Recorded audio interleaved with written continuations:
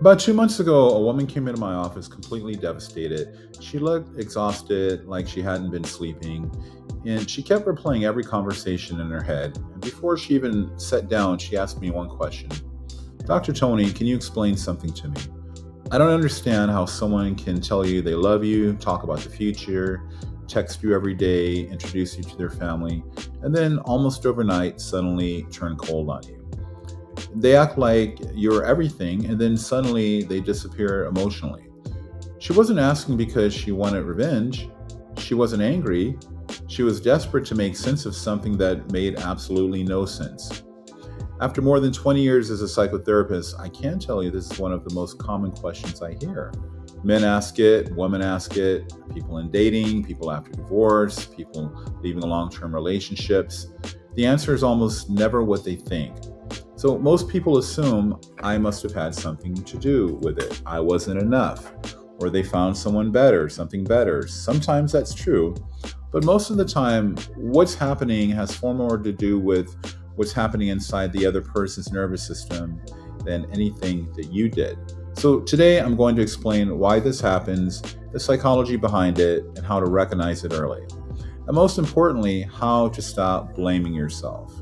So, before we jump in, if you're interested in understanding relationships through psychology and not just social media opinions, but evidence based strategies I use every day with my clients, then subscribe. So, I post several videos every week helping people build healthier relationships and recover from painful ones. Now, let's talk about what's really happening here. One mistake we make is assuming there's one explanation, and there isn't. I work with hundreds of people who suddenly became emotionally distant. Their reasons were completely different. So let's look at some of the biggest ones. Now, here's one: intimacy tends to trigger fear.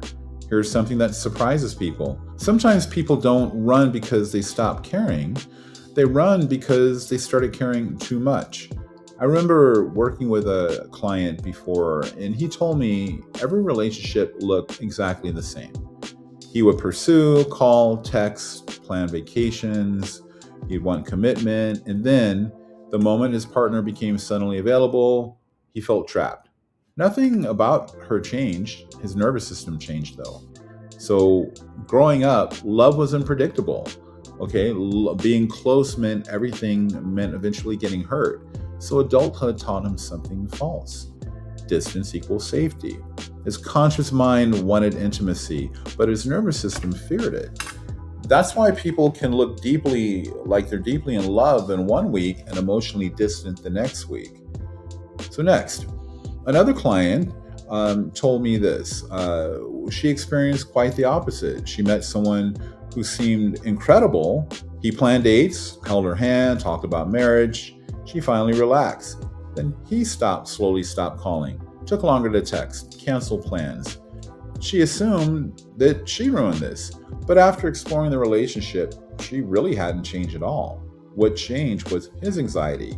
The relationship became real, fantasy became vulnerability, and for some people, that's just outright terrifying. Okay, next. Sometimes they're chasing feelings, but not relationships. Some people love excitement. They love the chase. They love the uncertainty, the butterflies that come with it all. But relationships eventually become calm, comfortable, predictable, healthy. If someone mistakes anxiety for chemistry, they often leave a moment. They often leave the moment things become emotionally safe. So I've seen this over and over. They're addicted to emotional intensity, yes, but not to emotional intimacy. So there's a huge difference there, right?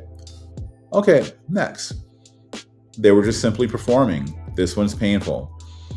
Some people know exactly how to create closeness. They mirror you, they agree with everything, they text constantly, they'll future plan, they'll make you feel special, not because they're intentionally manipulating you, but sometimes they're trying to convince themselves that they are ready for a commitment. Eventually, then their real emotional capacity catches up with them. The mask slips off. The effort becomes exhausting. Then they withdraw. So next, why you take it personally. Here's where people suffer the most. Not because someone pulled away, but because they make themselves the explanation. If I were prettier, if I lost weight, or if I weren't divorced, or if I didn't say that one thing. Our brains hate uncertainty, so they invent certainty, usually against ourselves. We personalize these reasons why people leave us. But here's something I can tell clients that I do tell clients about every week. You're not responsible for another person's emotional limitations. Their inability to sustain closeness isn't proof that you aren't lovable. So, and then look, there are times that maybe there's things about us that they don't like and they pull away for those reasons. But it really doesn't matter. People have a right to leave and do what they want to do.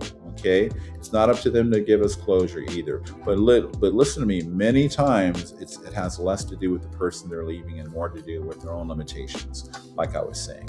So, what do you actually do if someone suddenly becomes emotionally distant? Okay, there's some real practical steps we need to look at. So first, just don't chase. The more you chase clarity, the less clarity you'll receive. Emotionally unavailable people often become overwhelmed by pursuit. So second, watch patterns. Everyone has stressful weeks, but you're looking for consistency. Is emotional withdrawal becoming the pattern? Then that's your answer. Third, believe behavior, not potential, not chemistry, not promises, behavior. Healthy relationships become safer over time, not more confusing. Next, stop trying to become more lovable. That's why so many people do. Okay?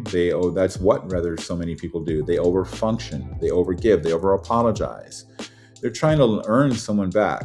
Real love doesn't require auditions.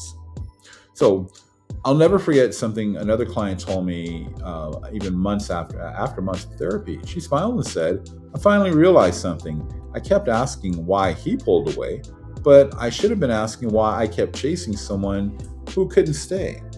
That one sentence changed everything for this person, because healing isn't about making sense of someone else's behavior. Healing is learning to choose people whose actions match their words. So when someone repeatedly pulls away, don't spend years trying to become the exception. Become the person who walks towards consistency instead.